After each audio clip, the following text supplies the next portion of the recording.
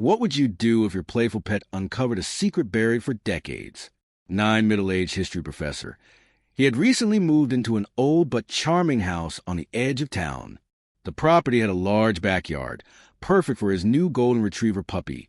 Max Daniel adopted Max for companionship, unaware that the curious little dog would soon turn his world upside down. Max was a bundle of energy, digging, running, and exploring every inch of the backyard. At first, Daniel found it amusing, but when the puppy began obsessively digging in one particular spot, day after day, his amusement turned to concern. No matter how many times Daniel filled the hole, Max would return, scratching and digging as if something beneath the soil demanded to be uncovered. Then, one stormy evening, Max unearthed something that made Daniel's breath catch in his throat. The rain-soaked dirt revealed an old, rusted metal box. Daniel hesitated, his heart pounding.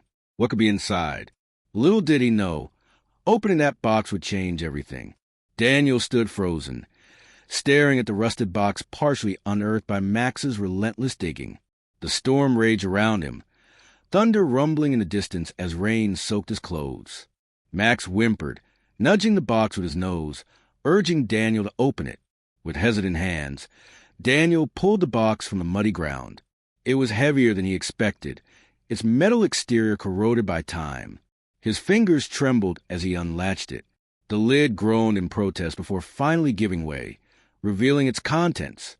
Inside, he found an old, water-stained leather journal, a bundle of yellow letters tied together with a frayed ribbon, and something wrapped in cloth. As Daniel unwrapped it, his stomach twisted. A small, delicate locket lay in his palm, engraved with initials M.W. His mind raced with questions. Who did these belong to?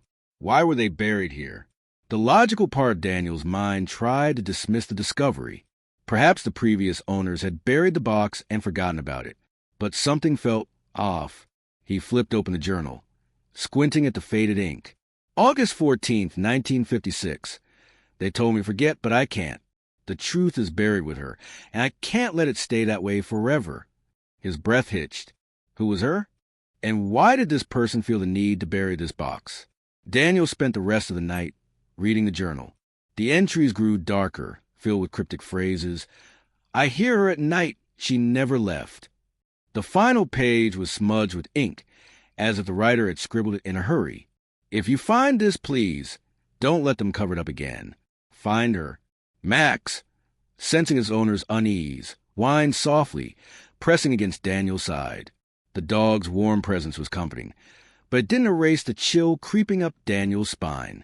Over the next few days, Max became even more restless. He refused to leave the backyard, constantly circling the area where he had unearthed the box. He barked at nothing, his ears perked, his stance tense. Daniel tried to brush it off. Dogs can sense underground animals, right? Maybe there were old tree roots or remnants of something else buried deeper. But then the strange occurrences began. Late at night, Daniel would hear scratching sounds, like something scraping against the floorboards. Once, he woke up to find Max growling at the bedroom door, his hackles raised. The air felt thick, heavy, charged with something unseen. The most disturbing moment came when Daniel found the locket he had placed on his desk, sitting on his nightstand instead. He was sure he hadn't moved it. Then came the whisper. One night, just as he was drifting off to sleep, a faint, almost pleading voice broke the silence. Help me? Daniel bolted upright, his heart hammering against his ribs. Max was already alert, ears pinned back, staring at the dark corner of the room. Something was terribly wrong. Determined to get answers, Daniel decided to dig deeper, both literally and figuratively. He returned to the backyard with his shovel, ignoring the gnawing unease in his gut. If Max had uncovered one secret, perhaps there was more beneath the surface. His instincts were right. After an hour of digging, his shovel struck something solid, a wooden plank. As he cleared away the dirt, a horrible realization dawned upon him. This wasn't just buried debris. It was a coffin, and suddenly, Daniel understood Max hadn't just found a forgotten box. He had uncovered a long-buried truth. Daniel's pulse pounded in his ears as he stared at the rotting wooden coffin buried beneath his backyard. The damp earth clung to the edges, the scent of decay filling the air. Max whimpered, his body tense, tail tucked between his legs. What have I got myself into? Daniel whispered, gripping the shovel tighter. 1,000 thoughts raced through his mind. Who was buried here? How long had they been here? And most importantly, why? The next morning, Daniel contacted the local police. He tried to keep his voice calm, but his hands trembled as he explained what he had found. An officer arrived within the hour, followed by a forensic team. They cordoned off the backyard, digging carefully around the remains. Daniel stood at the edge of the property, watching in anxious silence. Max, usually curious, kept his distance, his ears flicking at every sudden movement. Finally, a detective named Eleanor Hayes approached him. She was a no-nonsense woman with sharp eyes and an air of authority. "You say your dog found this?" she asked. Daniel nodded. Max kept digging in that spot. "I never thought he'd actually uncover." He gestured toward the unearthed coffin. Eleanor studied him for a long moment before sighing. "We'll have to analyze the remains, but from the looks of it, this body has been here for decades." Daniel felt a shiver crawl up his spine. "Decades? Did you know anything about the previous owners?" he asked. Eleanor shook her head. "We'll check old property records." "But cases like this," she hesitated, as if unsure how much to say. "Sometimes they uncover things better left forgotten." Dark secrets unveiled. Unable to shake the unease, Daniel decided to do his own research. That night, he pulled up old records on his laptop, searching for any information about his house. After hours of digging through public archives, he found an old newspaper clipping from 1957. The headline sent a chill down his spine. "Local girl, 17, goes missing. Family claimed she vanished without a trace." The article detailed the story of Margaret Whitmore, a young girl from the very house Daniel now lived in. One night, she had simply disappeared. No forced entry, no witnesses. Her family had searched for years, but she was never found. Daniel's breath hitched. N.W., the initials on the locket. And then he found something even more disturbing. Daniel swallowed hard. If everyone knew, why wasn't he arrested? Reynolds sighed. It was a different time.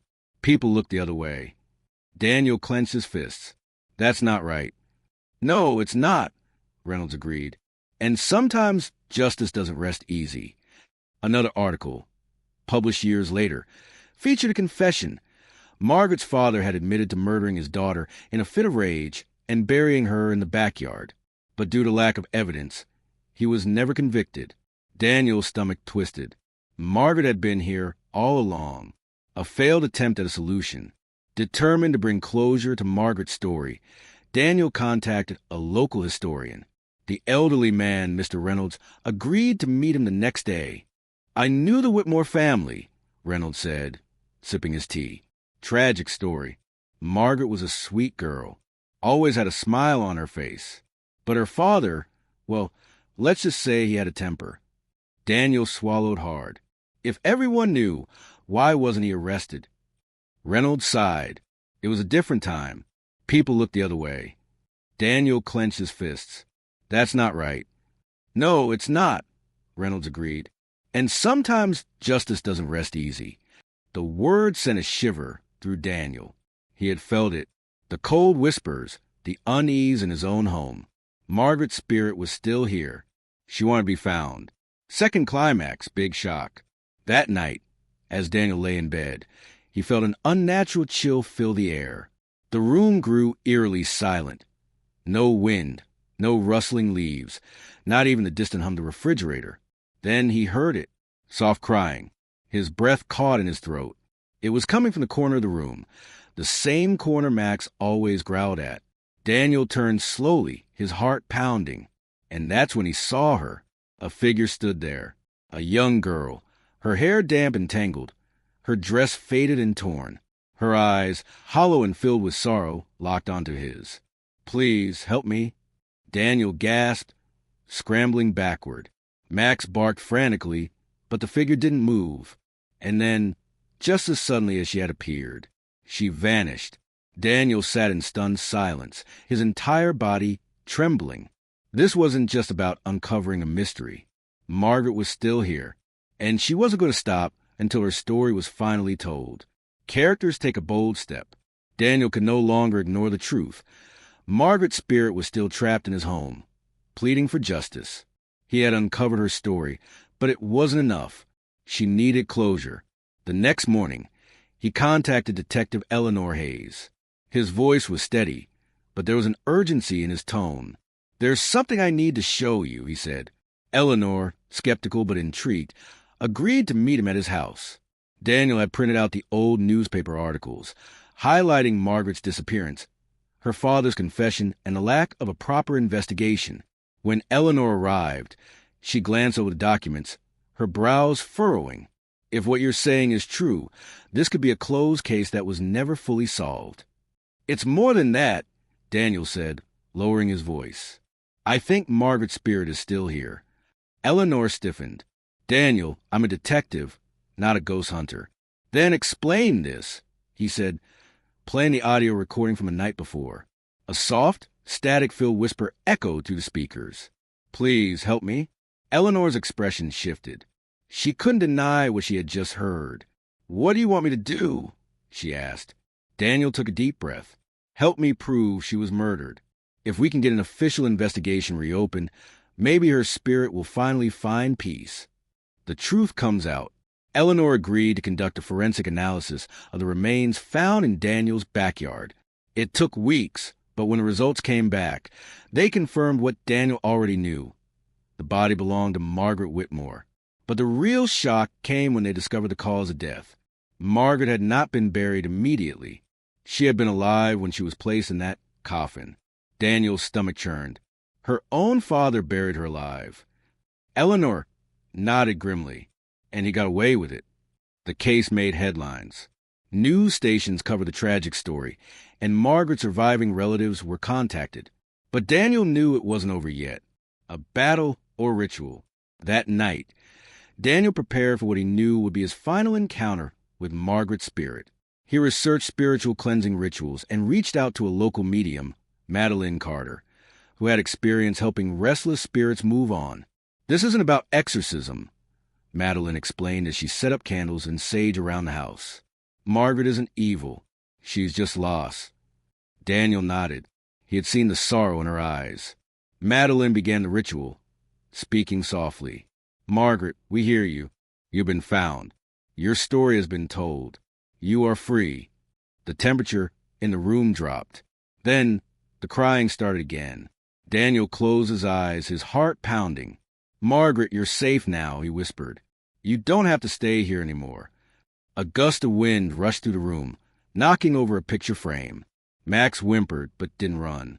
And then, for the last time, Margaret appeared. She stood in the doorway, her expression no longer fearful, just grateful. Tears welled in Daniel's eyes. "Goodbye, Margaret." A soft smile touched her lips, and then, like a fading mist, she was gone. Final showdown. The next morning, Daniel woke up to something he hadn't felt in a long time. Peace. There were no cold spots, no whispers, no lingering sense of unease. Margaret had finally moved on.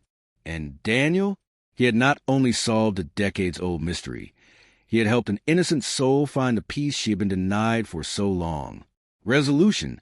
The problem is solved. The days that followed felt surreal to Daniel. The once heavy, oppressive air in his home had lifted.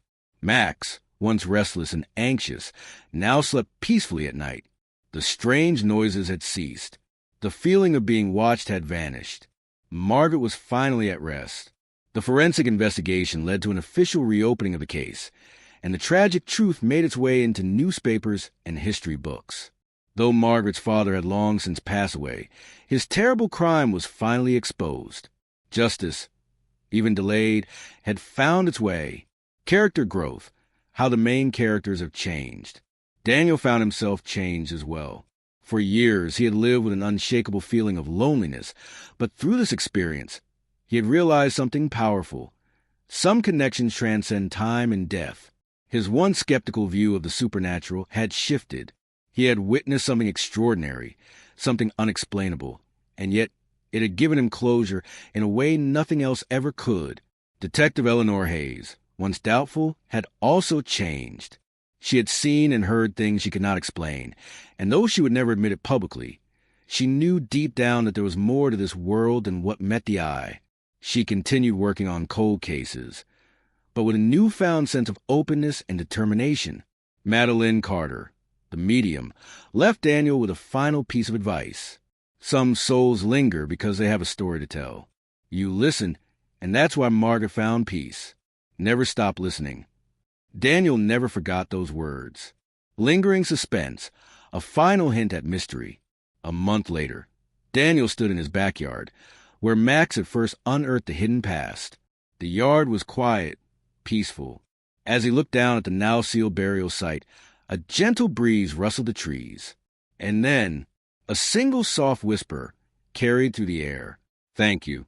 Daniel froze, his breath hitching. But he wasn't afraid. Instead, he smiled, because he knew, somewhere, somehow, Margaret was finally free.